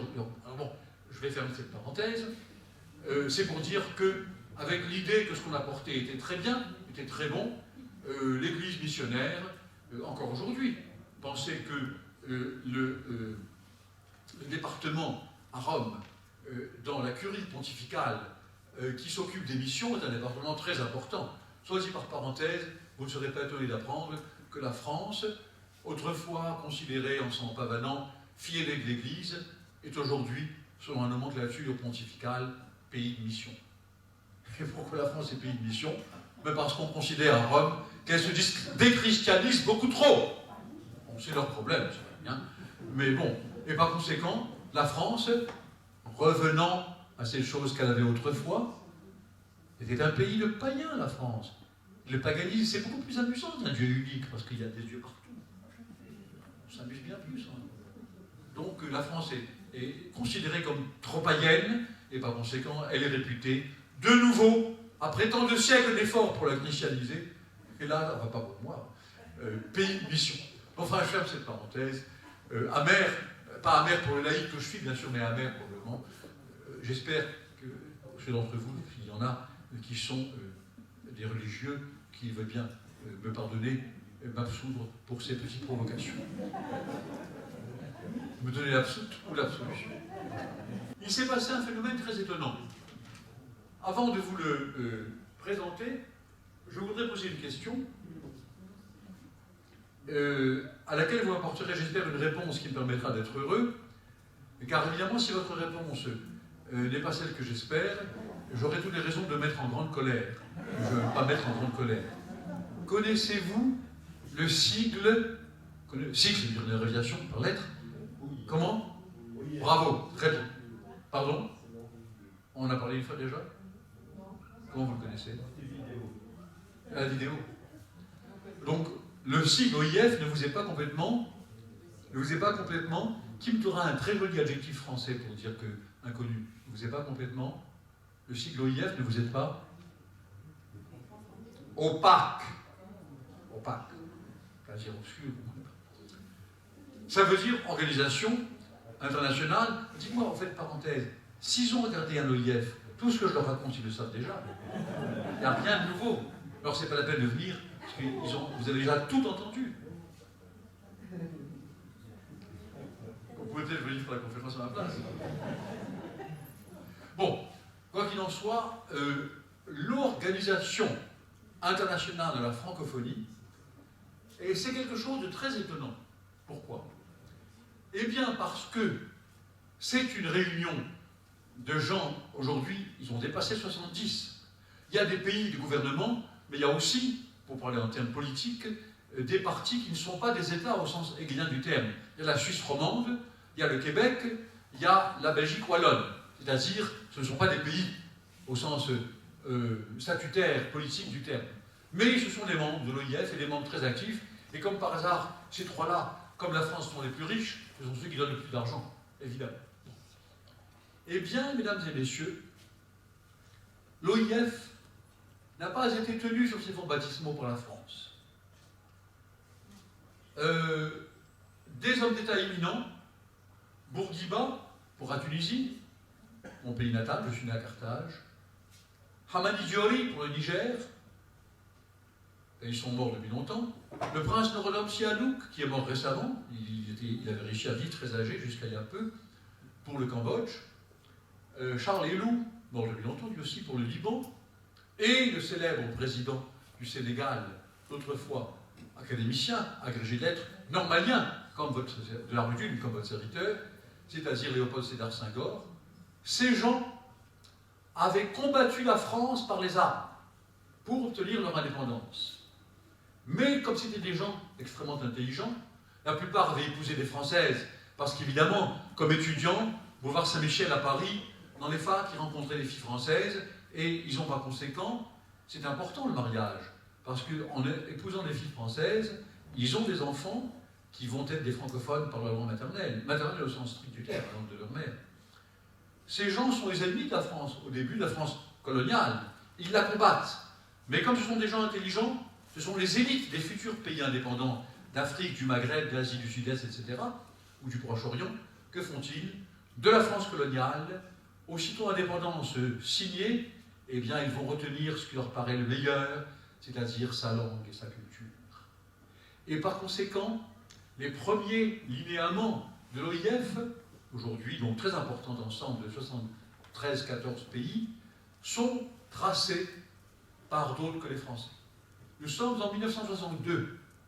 Le général de Gaulle et le gouvernement sont en train précisément de décoloniser. Ils sont dans les accords d'éviance, je passe avec l'Algérie, après la sanglante et effrayante guerre d'Algérie, à peu près dans les mêmes années, début de la décennie 1960. Et par conséquent, le général de Gaulle est très au courant de ce qui se passe, mais il se garde bien d'intervenir. Pourquoi? Eh bien, d'après ce que l'on sait, il vient aux toutes premières réunions de ces hommes d'État éminents que je viens de vous citer, qui sont en train de dire on va adopter le français comme langue officielle, ce qui est le cas, même de la Guinée-Conakry, n'est-ce pas, cher Abba? Oui.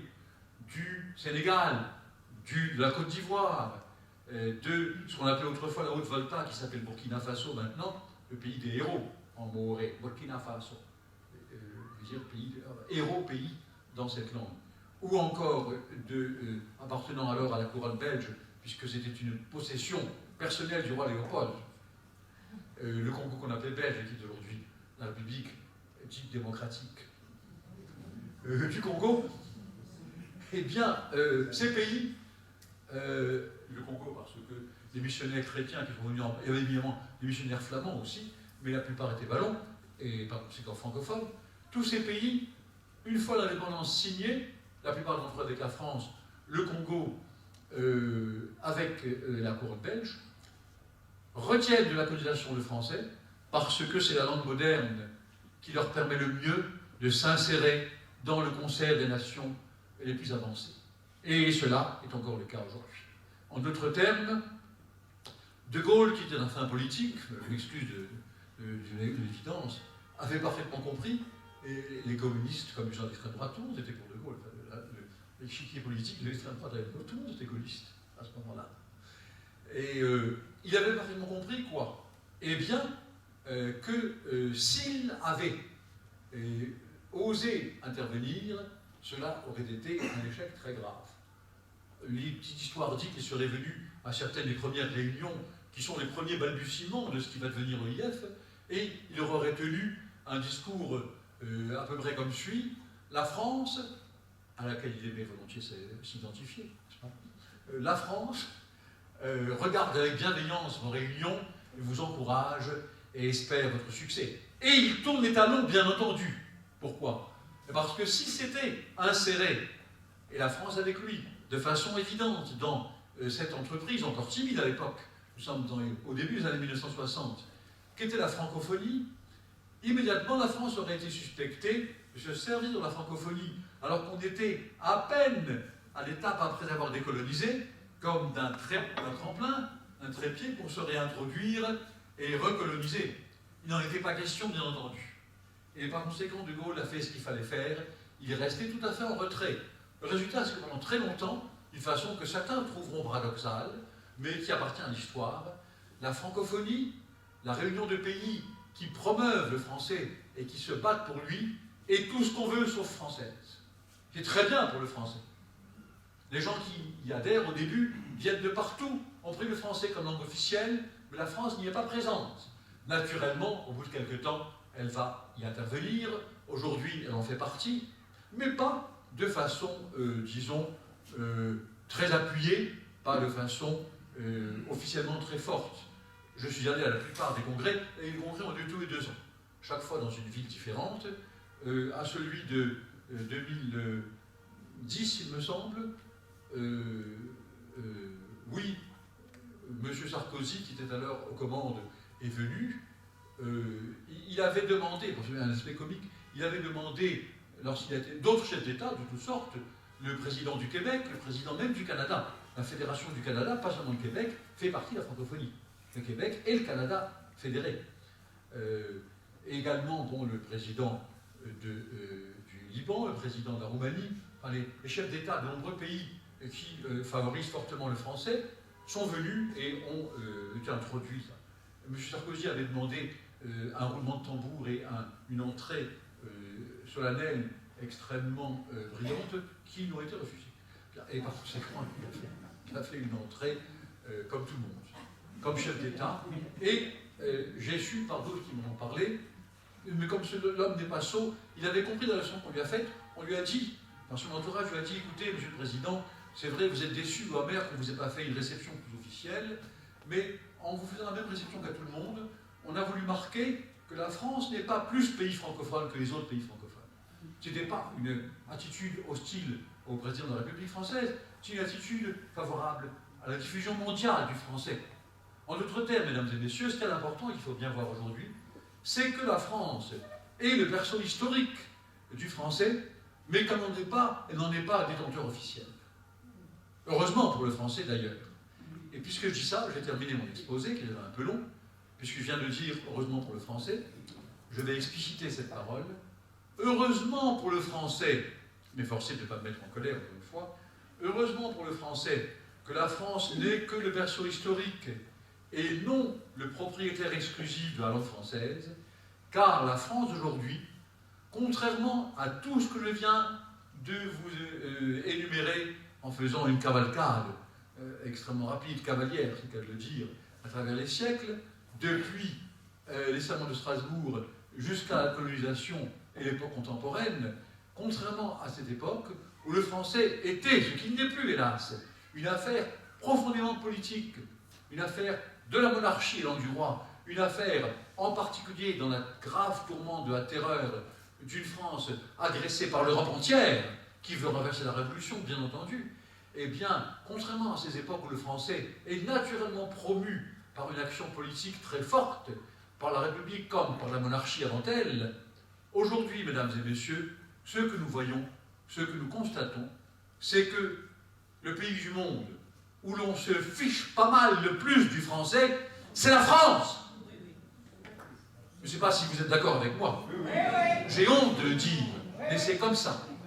En d'autres termes, si vous allez au Québec, si vous allez en Wallonie, à Liège, ou même à Bruxelles, Bruxelles, comme vous le savez, 80% de francophones, sinon plus, est en Flandre, entourée de communes complètement toutes flamingantes. Mais Bruxelles-Ville est francophone pour une forte majorité. Par conséquent, les Bruxellois, ils savent ce que ça signifie. Surtout entourés, je n'ai rien contre le néerlandais. Récemment, j'étais invité à Antwerpen, comme on l'appelle en français, Anvers. Très grande ville, très belle ville, on m'a invité. J'ai fait naturellement ma conférence en néerlandais. Je n'ai rien contre le néerlandais. Mais, naturellement, en tant que français et que francophone, dans le grave conflit qui peut un jour, hélas, aboutir, et j'espère que non, à la partition de la Belgique en 2 pays différents, car c'est ça la menace sur la Belgique, dans ce grave conflit, évidemment, quelle que soit ma faveur, qui est celle d'un amoureux des langues pour la langue néerlandaise, belle langue comme toute langue, je ne peux bien sûr pas être du côté des Flamands, ennemi juré du français en Belgique. Vous connaissez cette situation. situation redoutable. Bon, qui peut, je le répète, aboutir un jour, en particulier dans les villes comme Anvers ou Gand ou Bruges, très très flamboyantes, à la division de la Belgique. Je crois que ça ne se passera pas, parce que pour diverses raisons, notamment la source d'énergie, la Flandre a besoin de la politique.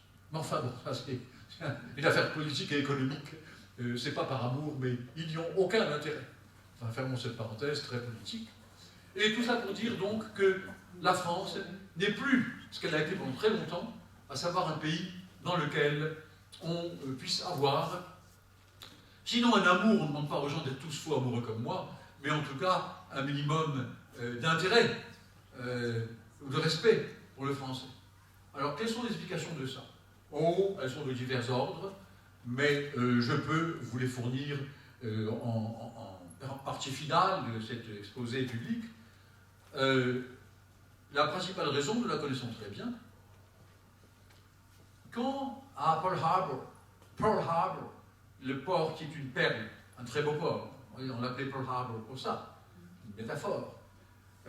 Mais enfin, Pearl Harbor, qui est un très joli nom poétique, devient une tragédie pour la flotte américaine, une tragédie sanglante, parce que les Japonais, qui comme vous le savez, je ne parle pas du Japon d'aujourd'hui, le Japon hyper militariste de cette époque-là, 1841, n'avait pas des attitudes d'enfant de cœur. La flotte américaine, et par conséquent, qui était, comme vous le savez, mouillée à Pearl Harbor, est totalement détruite par les avions, par l'aviation japonaise. Les États-Unis, par conséquent, ne sont pas entrés en guerre par amour de l'Europe. Ils sont entrés en guerre parce qu'ils étaient violemment agressés par le Japon, c'est-à-dire sur un théâtre d'opération qui n'était pas l'Europe. Mais naturellement, de proche en proche, le Japon et l'Allemagne nazie ayant une alliance politique, de proche en proche, l'intervention américaine contre, exactement comme en Première Guerre mondiale, les Américains ne sont pas intervenus très tardivement, en 1917, et même au début de 1918, à une époque où la situation n'était pas du tout décisive. Sans le génie d'officiers de génie comme Foch, la Première Guerre mondiale n'était pas gagnée, dont nous célébrons aujourd'hui le centenaire. Les États-Unis interviennent en 1917, tardivement, pas par amour pour l'Europe, même s'ils ont commencé, dès qu'ils sont rentrés, en disant Lafayette, here we are. Lafayette, here we are. C'est-à-dire Lafayette, nous voilà, comme réponse généreuse, paraît-il, au fait que le marquis de Lafayette était allé, je fais des parenthèses dans les parenthèses, le marquis de Lafayette était allé, non pas par amour spécial pour la toute jeune révolution américaine contre la couronne britannique, mais pour sauver sa tête, parce que, étant resté jusqu'à la législative, au bout de quelques temps, il s'est aperçu que s'il fichait pas le camp de France, il risquait d'y perdre sa tête. Et par conséquent, il est allé favoriser ou aider la toute jeune révolution américaine, aussi pour cette raison. Bon. Eh bien, pourquoi est-ce qu'ils interviennent en 1917? Parce qu'ils considèrent que ça suffit, les paquebots américains qui sont coulés par un sous-marin allemand. C'était ça. Les Américains n'interviennent pas par pur amour, par les intérêts. L'attitude des Américains est complètement fondée sur le profit et sur l'intérêt. J'ajoute, pour ne pas paraître anti-américain, ils se distinguent dans cela en rien du reste du monde. C'est comme ça, partout, bien entendu. Bien. Et en 1941, de proche en proche, naturellement, l'intervention à la suite de la destruction sanglante et extrêmement grave, avec l'innombrable mort de la flotte américaine à Pearl Harbor, a pour conséquence l'intervention massive des États-Unis dans la guerre contre l'impérialisme japonais, puis sur les terrains européens. Je suis très pro-russe, mais pour autant, bien sûr, je ne suis pas un fou, pro-stalinien, et comme tout le monde, lorsqu'on a révélé les horreurs de Staline et le nombre de millions de morts qu'il avait fait assassiner, j'ai été horrifié comme tout le monde, mais je reste, à base de linguistique en fait, parce que le russe est une règle miracle pour moi, je reste encore aujourd'hui très pro-russe, et je voudrais quand même ajouter qu'à travers les horreurs que l'on sait, si l'armée soviétique n'avait pas, au prix de tellement de sacrifices et de morts, écrasé l'armée allemande à Stalingrad, la plus immense, la plus spectaculaire des batailles de l'histoire mondiale, et qu'ensuite elle n'avait pas, peu à peu, progressé jusqu'à Berlin, où elle rencontre comme par hasard l'armée américaine, soi-disant pour pacifier, en fait pour l'empêcher d'aller plus loin, et bien à ce moment-là, la Seconde Guerre mondiale n'aurait pas été gagnée, bien entendu. Les Américains sont donc intervenus, et il y avait eu le débarquement en Normandie, etc., bien que la chose est commencée par les théâtres de guerre de l'Extrême-Orient et non de l'Europe. Bien. À ce moment-là, que se passe-t-il?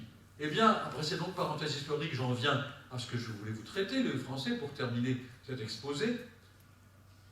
Cette intervention qui permet, pas loin d'ici, à travers le débarquement en Normandie, aux Canadiens, aux Américains, et tout de même aussi quelques troupes françaises qui ont fait partie, sous uniforme américain, contrairement à la Première Guerre mondiale, parce qu'à la Première Guerre mondiale, les Américains qui interviennent sous le commandement d'abord de Joffre, ensuite de Foch, sont sous uniforme français, et non pas américain. Les États-Unis jouent un rôle mineur encore dans leur intervention pendant la Première Guerre. Eh bien, ces gens, certes, délivrent l'Europe de la barbarie nazie, délivrent l'Europe du cancer, du nazisme, mais cela se paye. Et ça se paye comment? Eh bien, nous le savons très bien. Le plan Marshall et l'ensemble des accords qui sont signés à l'époque ont une conséquence, déplaçons-nous 40 ans, enfin 60 ans plus tard aujourd'hui, la conséquence visible, que quand vous allez dans une FNAC ou chez un marchand de CD, vous voyez une écrasante majorité de CD de chansons anglaises, ou de rock, ou de techno, ou de ce que l'on voudra, des productions musicales américaines. Pourquoi? Eh bien parce que, ça tout vient de là, le prix, la rançon à payer dans l'intervention qui nous a délivrés, c'était, que ce n'était pas évidemment un cadeau, ce n'était pas par amour, même si beaucoup d'entre eux sont de souche européenne évidemment, mais ils ont leur cimetière et c'est respectable, le nombre de morts évidemment considérable, tout ça c'est une chose qu'il n'est pas question d'oublier bien entendu, mais la rançon, le prix à payer, c'est le déferlement des produits d'industrie américaine sur l'Europe. C'est de là que ça vient. Avant ça, ce n'était pas du tout comparable. Aujourd'hui, nous en sommes complètement envahis. Et bien sûr, mesdames et messieurs, c'est le linguiste qui va parler. Les mots sont des vecteurs de la culture, et étant des vecteurs de la culture, en même temps que la culture américaine s'introduit à travers notamment les CD, mais il n'y a pas seulement la musique, il y a tout ce que l'on voudra, la langue anglaise s'introduit et devient par conséquent quelque chose d'énorme. Aujourd'hui, mesdames et messieurs, vous le voyez bien, il y a un évident snobisme pro-américain. Un évident snobisme. Pourquoi? Mais parce que l'événement historique que je viens de vous rappeler, qui est la rançon, la note à payer par l'Europe, et notamment par la France, mais aussi par l'Allemagne, par les Pays-Bas, par la Scandinavie, allez par l'Italie, allez dans ces pays, allez en Italie, allez en Allemagne, allez dans les pays scandinaves, vous verrez, ils sont encore plus américanisés que la France, profondément. Eh bien, la rançon, c'était ça. Et aujourd'hui, qu'est-ce que nous voyons? Eh bien, nous en voyons une sorte de résurgence. Pourquoi? Parce que cette américanisation très forte de l'Europe, à la faveur des ventes massives de produits de l'industrie américaine, je parle ici d'industrie culturelle, hein, avec les chansons, les disques, mais industrie de toutes les branches, pas seulement culturelle évidemment, eh bien, elle s'est arrêtée, où elle a connu une sorte de répit à la fin des années 70, qui sont marquées par une forte réaction anti-américaine de pays qui en ont assez l'américanisation. Notamment les pays, pour citer un autre élément culturel, qui avaient un jeune cinéma avec des metteurs en scène de talent et d'avenir, qui étaient étouffés, qui ne pouvaient pas sortir des films de qualité. Pourquoi? Et parce que les grands films de Hollywood, les films de Hollywood, pour vendre leurs films, que font-elles? Elles leur disent, si vous voulez qu'on vous donne beaucoup d'argent, vous supprimez ce film et vous prenez seulement les films qui viennent de chez nous, les films de Hollywood. Alors évidemment, quand vous voyez cette gigantesque concurrence, comment voulez-vous que le jeune cinéma d'un pays, je ne sais pas moi, comme la Pologne, comme la Norvège, comme d'autres pays, je cite des pays européens, je peux citer des pays asiatiques, ou la Corée, ou le Vietnam, ou même, j'allais citer l'Inde. L'Inde s'est très bien réagi. L'Inde, elle a opposé à Hollywood, Bollywood. Et les films indiens sont tellement nombreux qu'ils sont encore plus nombreux que ceux de Hollywood et que les Indiens, avec leur énorme production, n'ont aucune peur de la concurrence américaine. Mais tout le monde n'est pas indien. Ils sont une masse de près d'1 milliard d'individus. C'est une autre situation. Bon, je ferme cette parenthèse sur l'Inde pour dire que c'était ça la rançon. C'était l'acceptation de l'énorme entrée en masse de produits culturels et bien sûr, que je n'ai pas cité, que l'on pourrait citer, industriels, etc. Lorsque les gens ont commencé à en avoir assez, fin des années 70, début des années 80, à ce moment-là, les Américains ont lancé une nouvelle idée.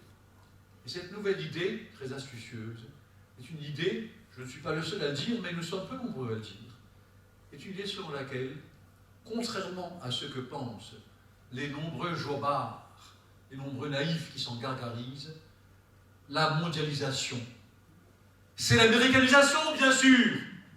Ce n'est pas du tout la mondialisation. Seulement les Américains, très habilement, ont réussi, à un moment où ils sentaient que leur emprise commençait à faiblir, ils ont trouvé une idée géniale. Cette idée de la mondialisation qui se présente comme un réseau très vaste, tissant sa toile à travers le monde et permettant à des économies encore balbutiantes ou faibles de s'exprimer, de se faire connaître, à des marchés de s'ouvrir. À quoi? Au marché américain, bien entendu, d'abord. À d'autres aussi, bien sûr, mais d'abord à ça. Et si je dis cela, c'est parce qu'un jour, je peux le dire en public, bien que ce soit une affaire privée, je me suis trouvé, bon, je ne vous donne pas de détails, assisté, grâce à un ami universitaire comme moi, qui avait ses entrées dans le Saint des Saints, assisté de loin, dans les coulisses, pratiquement caché, pas visible, à une réunion entre des gens qui étaient au sommet du pouvoir. Et ces gens avaient une réunion à Harvard. Harvard est une très grande université. Si vous ne comprenez pas, Harvard. Harvard est cette grande université, elle a abrité des gens qui sont devenus des gens très puissants. Et donc il y avait là-bas d'anciens élèves de Harvard qui avaient fait leurs études là-bas et qui se réunissaient, évidemment, des gens au sommet de l'État américain. Mais ils étaient là, en chemise à carreaux et en jean, évidemment. Ils se réunissaient pour évoquer leurs souvenirs, enfin, un truc d'anciens combattants, le vieux con, enfin, d'anciens combattants. Et pour évoquer leurs souvenirs de l'époque où ils étaient étudiants. Et à un moment donné, l'un d'entre eux, et pas des moindres, se croyant probablement non entendu d'autres, c'était entièrement à usage interne, a sorti, j'ai entendu ça, Globalization is us. Vous entendez? Globalization is us. Et ça, évidemment, on peut dire entre Américains. On ne va pas le dire aux Européens, ni au reste du monde. Bon. En d'autres termes, ils ne savaient pas, puisque j'ai assez dit le mal de l'anglais, je vais, juste par bonté, le dire en anglais, qu'en disant cela, il était overheard by an outsider. Overheard by an outsider. Vous comprenez ce que j'ai dit? Oui, oui. Que ces paroles étaient entendues en catimini par un étranger. Car ces paroles n'étaient pas destinées à être entendues par un étranger. Donc je tire mon information de ça.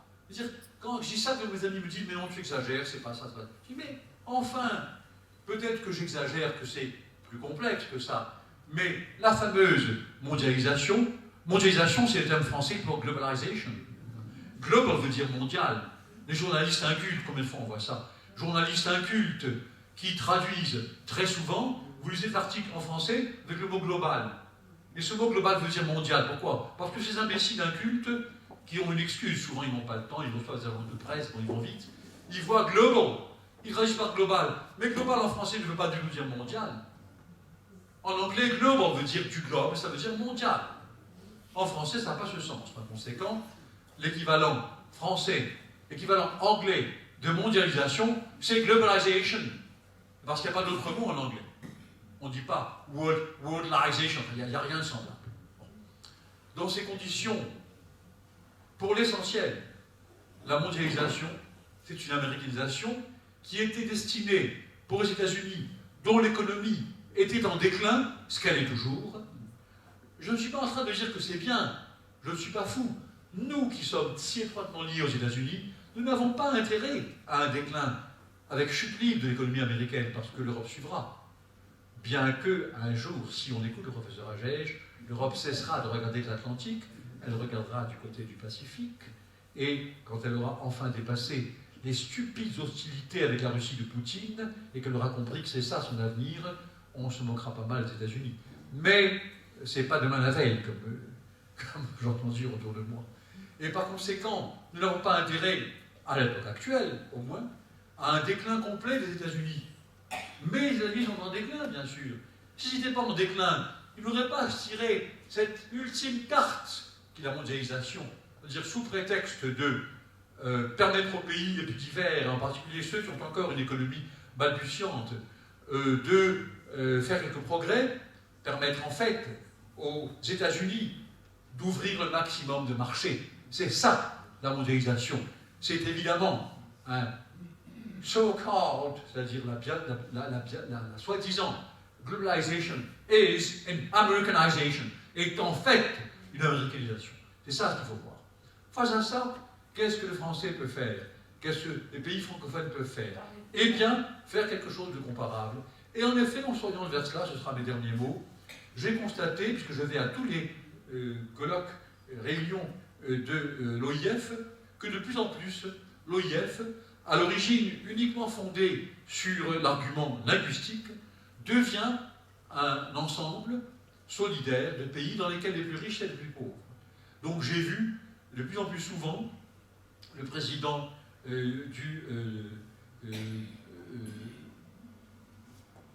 comment s'appelle aujourd'hui le Dahomey? Le Bénin. Le président du Bénin, le président de la Côte d'Ivoire, le président du Sénégal, le président d'autres pays se réunir après les discours officiels en faveur du français où on caresse les chines des francophones passionnés, comme votre serviteur, se réunir dans des petites salles annexes pour signer des traités d'assistance économique. Pourquoi?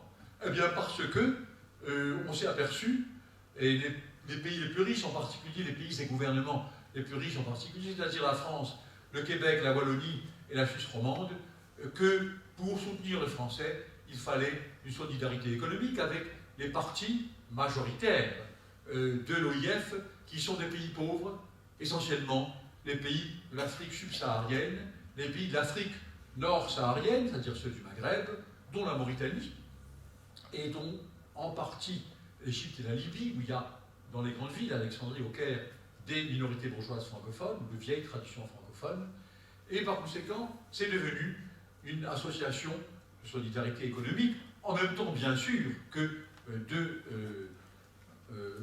réunions pour la culture et la langue française. En d'autres termes, l'OIF est quelque chose d'assez différent du Commonwealth. Le Commonwealth est en principe fondé sur la langue anglaise, mais est devenu de plus en plus, comme l'indique son nom même, un ensemble de pays qui réunissent leur richesse. C'est-à-dire que c'est un Commonwealth, ce que n'est pas à l'origine l'OIF. L'OIF tend, sans être devenu un Commonwealth, elle tend à prendre en compte les besoins économiques, souvent énormes, des pays, comment dit-on aujourd'hui dans le vocabulaire hypocrite, des pays émergents. Et pays émergents, c'est-à-dire les pays dans lesquels 8 sur 10 sont les pauvres misérables à l'article de la mort. Enfin bon, je n'insiste pas faire de polémique, mais les pays émergents, pendant quelques temps, autrefois, bon, je fais une petite parenthèse, lexicale, pendant longtemps, les économistes et les politiques étaient, enfin ils étaient hypocrites comme tout le monde, mais moins hypocrites. On parlait de pays sous-développés, de ce qu'ils étaient, de ce qu'ils sont naturellement. Puis après on parlait des pays en voie de développement. Puis après on a dit pays en développement. Et maintenant pays émergents, tu parles. Ils émergent comme ils peuvent. Mais bon, face à un contexte économique extrêmement redoutable, où ils doivent affronter, évidemment, la jungle des intérêts et des profits du monde riche, naturellement. Voilà, mesdames et messieurs, l'essentiel de ce que je voulais vous dire. Et puisque ce cher Alain Cognard me demande de le faire, je termine par quelques mots sur le Picard. Tout à l'heure, je l'ai dit en Picard, je pense que l'avenir du Picard est loin d'être compromis, à condition que les parents qui parlent en Picard encore veuillent bien convenir qu'il ne suffit pas que les grands-mères et les grands-pères, ou les grands-mères et les grands-pères et autres, ne transmettent pas leur langue. Je vous le dis, c'est le secret de la vie ou de la survie d'une langue, c'est la transmission. mesdames et messieurs, je le dis d'une façon même solennelle, si vous permettez, le défaut de transmission, c'est le commencement de la mort pour une langue, évidemment. Si vous ne voulez pas transmettre, eh bien, votre langue sera encore moins transmise par votre fils et votre fille, qui, n'ayant pas reçu de vous, ne vont pas la donner à leur progéniture. Si l'Europe constituait une armée européenne, quelle serait sa langue? Tout problème se pose. Au terme de ce qu'on entend à Bruxelles, j'entends Bruxelles pas comme capitale de la Belgique, Bruxelles comme capitale de l'Europe.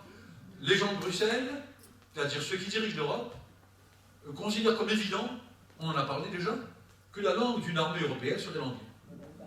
Naturellement, ils se heurtent à une très forte résistance. Et j'espère qu'ils ne réussiront pas à imposer l'anglais. Sinon, ce sera mon mot final, que le diable les emporte.